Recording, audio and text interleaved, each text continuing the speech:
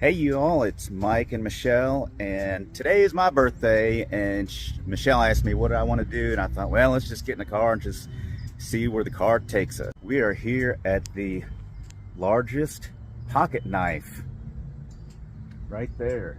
The largest pocket knife in Kentucky. I think that blade is almost 18 feet long. It weighs in maybe about a little over 3 tons. We are in Radcliffe at the Red Hill Cutlery shop. They got the Kentucky Museum of American Pocket Knives. We're gonna walk in there and check that out, but let me give you another shot of this pocket knife. How's that? Isn't that cool? There's a lot of cool stuff in here. Check out Michelle.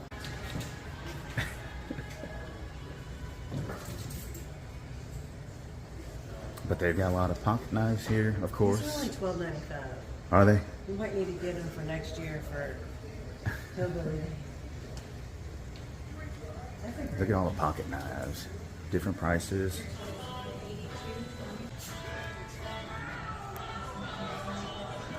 More knives, pocket knives.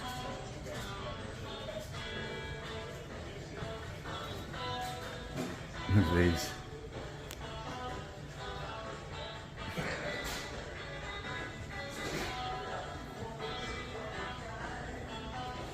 There's a sign out there that says this is the pocket knife capital of Kentucky. Look at all these pocket knives. They've got some vintage pocket knives and signs.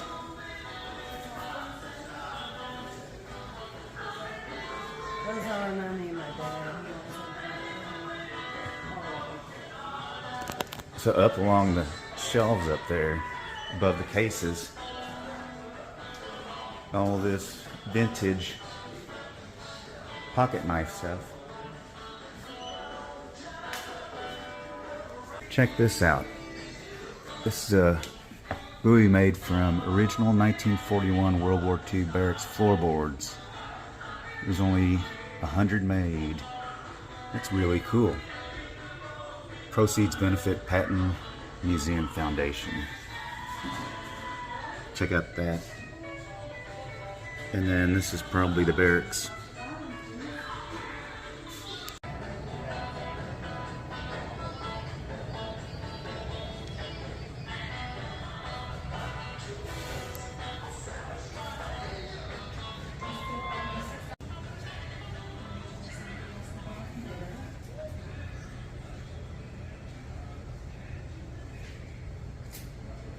Gonna check out the museum.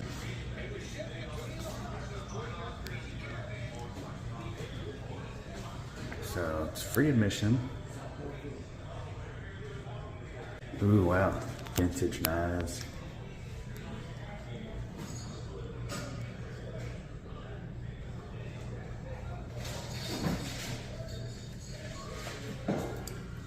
English steel.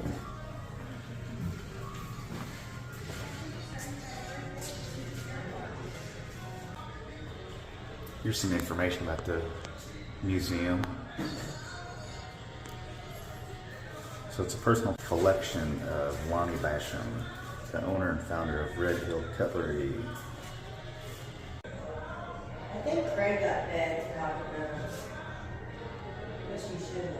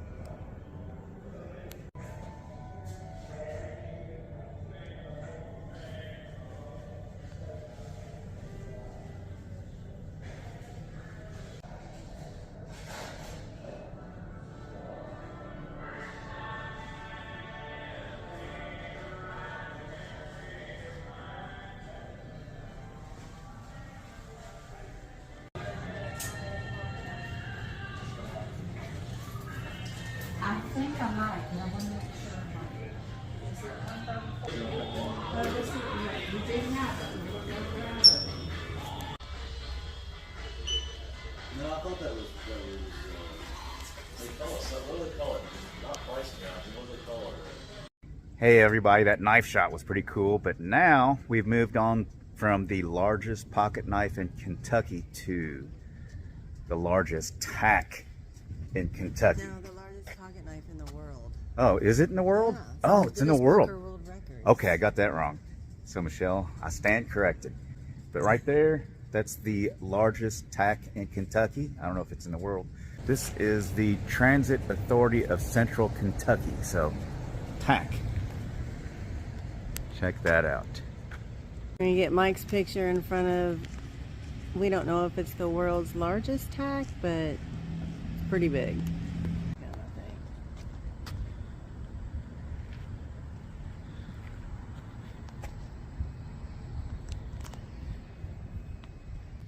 Let me do a correction here.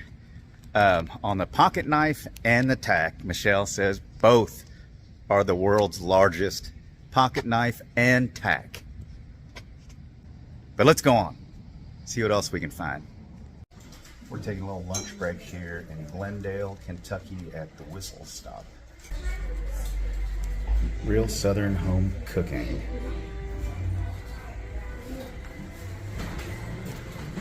Look at this menu. Thank you. Look at all this Thank stuff. you so much. You're welcome. Is there an appetizer you'd like to start with? We're gonna look through this a little bit. Yeah, of course. Thank you. Thank you. Burgers, chicken, If I do a dinner, I'll probably. ooh, ribeye sandwich. Oh, wait. Traditional favorites. Then here's the sides. Ooh, bean soup and fried cornbread. Mmm. You can get bean soup, fried cornbread, and I don't know, it's all sounding good. It does sound good. Award-winning desserts. Check this out. Look at all that stuff. Yummy. Michelle, let's take a look at what you got here. I got the country fried steak, homemade mashed potatoes, you can already tell, and collard greens. And this is vinegar for collard greens, but I don't use it. Here, let's turn around so we can see that country fried steak. With white gravy, homemade gravy. Look at that. And Big. then we got this to share because we are pigs. Yeah, And we want wanted to try it all. the cornbread. And this is fried cornbread. Looks like a pancake, but how is it? So good. Salty, buttery, not A sweet. little bit of both. Not real sweet. A little Okay. sweet. A little Okay. pancakey, but still very Take good. a look at that. What did you get? This is what I got. I got the L&N burger. No, the Whistle Stop burger. So what it's got bacon, fried pickles, onion rings, and I think it's a half-pound burger. And I just got French fries with it. But man, that just looks like a monster. All right, So here let's we go. dig Let's in. eat. This is dangerous. I had to cut this sucker in half because it's huge. But let me take a bite of this. Look at that. And look at the back end of the bacon all hanging out of it. Yeah, so again, it's got the onion rings and the fried pickles on there. Let me take a bite.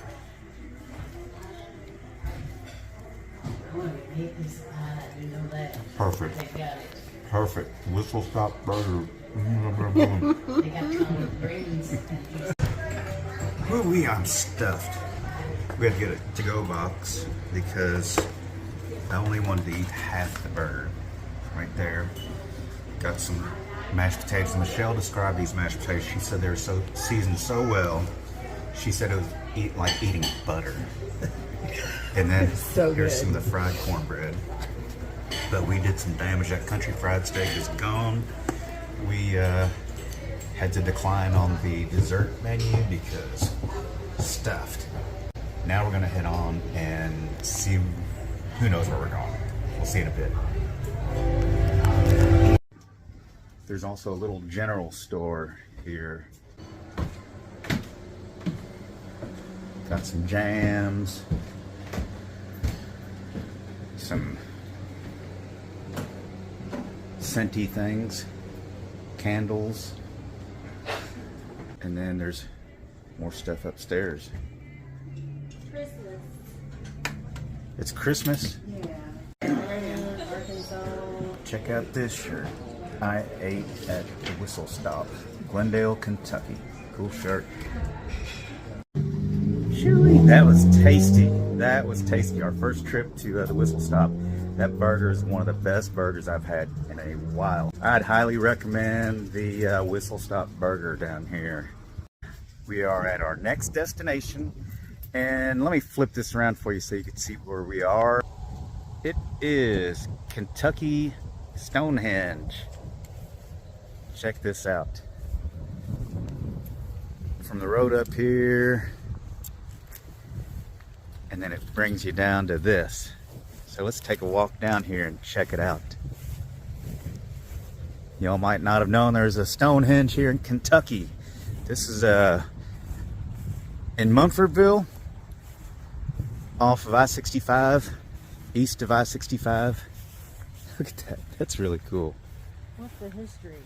I don't know. We'll have to research that a little bit and see. We'll let you know what the history is. Yeah, see what's going on here. We're just excited about finding it. Look at that. And it's basically like in someone's yard. Yeah.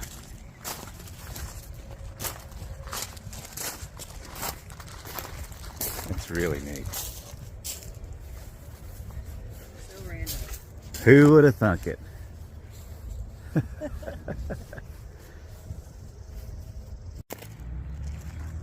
Check this out. That's North, cool. south, east, west.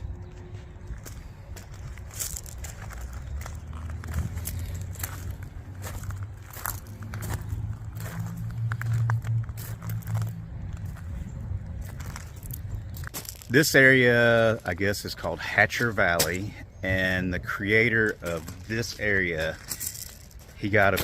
I think he got 1,000 acres out here and got all these rocks from this area. Said something about how he scoured the area for these large rocks to create this, and his name's Chester Fryer. He did, what's the other gardens? You've got Stonehenge, and then you've got Rock Gardens, and then the Rock Garden of Gethsemane. Yeah. We'll take a look.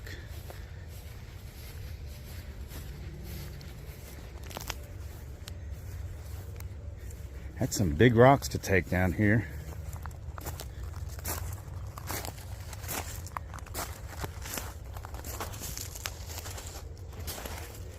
See that?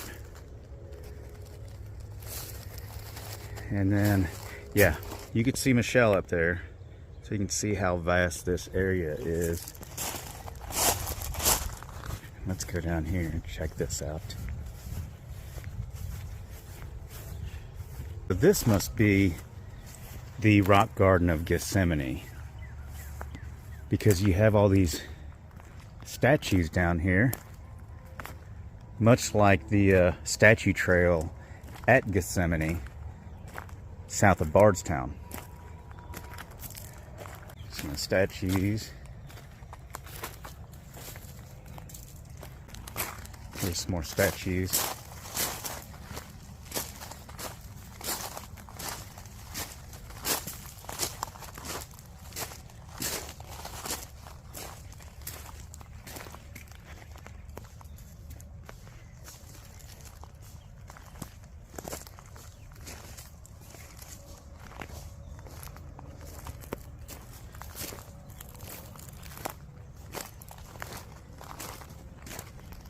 We are now at the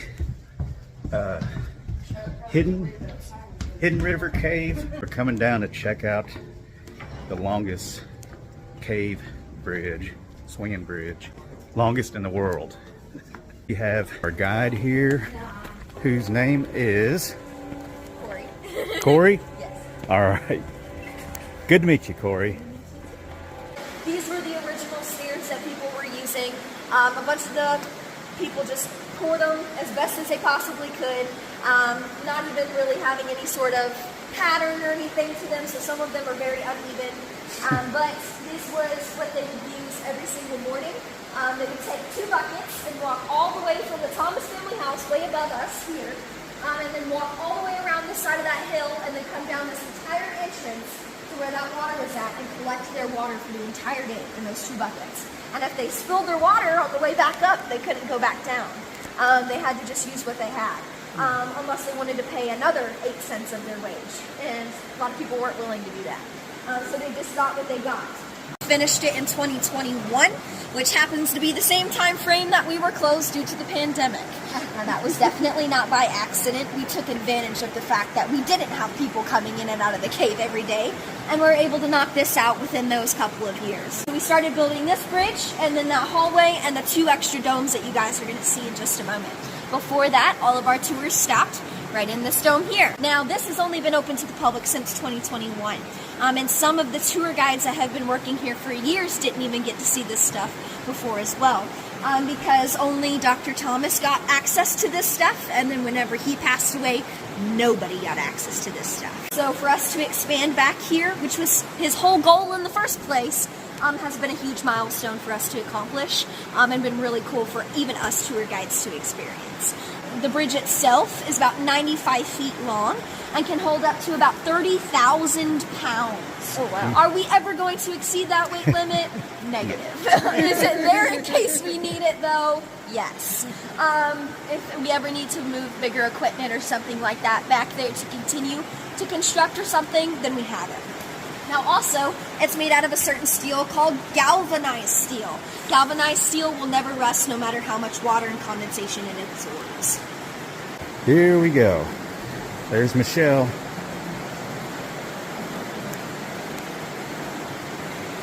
Look at that. And on either side, you can hear that water down there. So I've got the death grip on my phone, so I don't want to lose that down there.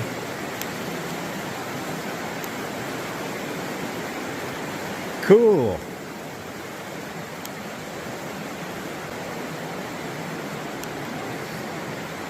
Made it, B.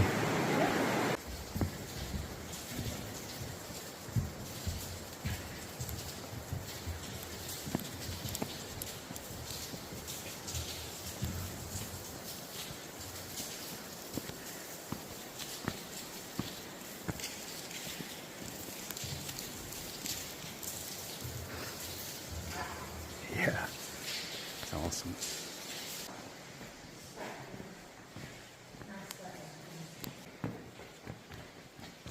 Wow.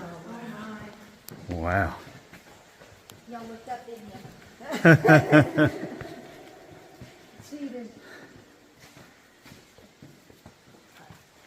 Wow.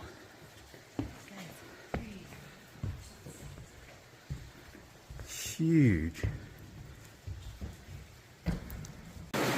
Wiggle, wiggle, wiggle. Here. That's cool.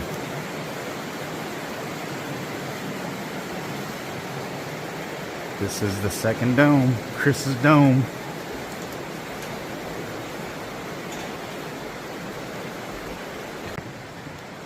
Some water down there.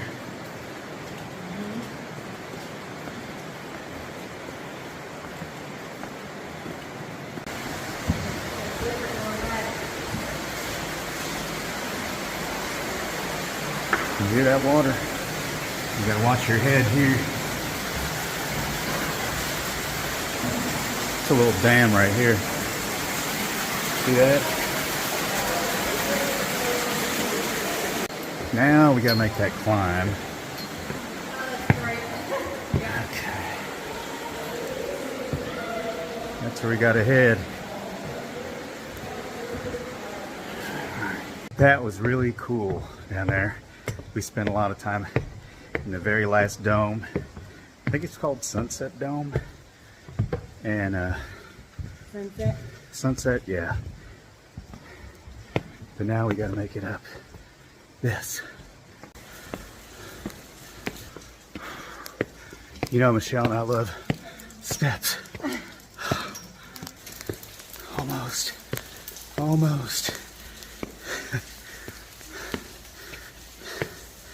Got a landing right here.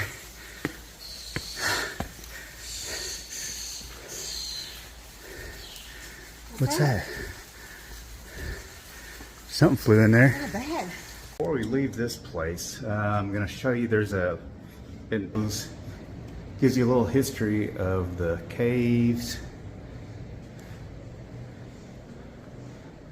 Look, there's the early history of Mammoth Cave, the world's longest cave, tourism, the Kentucky Show Cave Wars,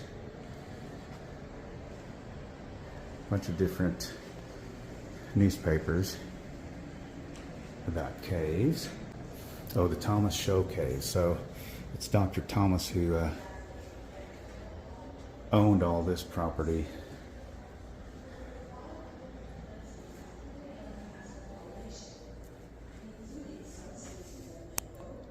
And there are some more things upstairs on the next floor. We'll go see those here in a second.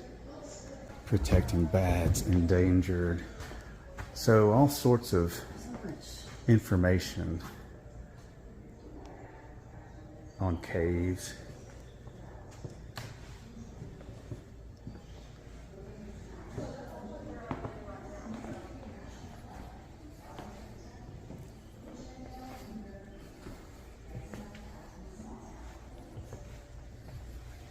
Hope you all enjoyed the adventure we had today. To recap, we went to go check out the world's largest pocket knife. That was at Red Hill Cutlery. And then after that, we drove to E-Town to TAC, which is the Transit Authority of Central Kentucky. We checked out the world's largest tack. And then after that, we went to visit Kentucky Stonehenge in Munfordville, Kentucky. And then the last thing we did, we went to Horse Cave City. Oh, we had lunch at Whistle Stop. Oh yeah, we did have lunch at Whistle Stop. That was killer. In Glendale, Kentucky. Yeah, Glendale, Kentucky. It was amazing. Amazing burger.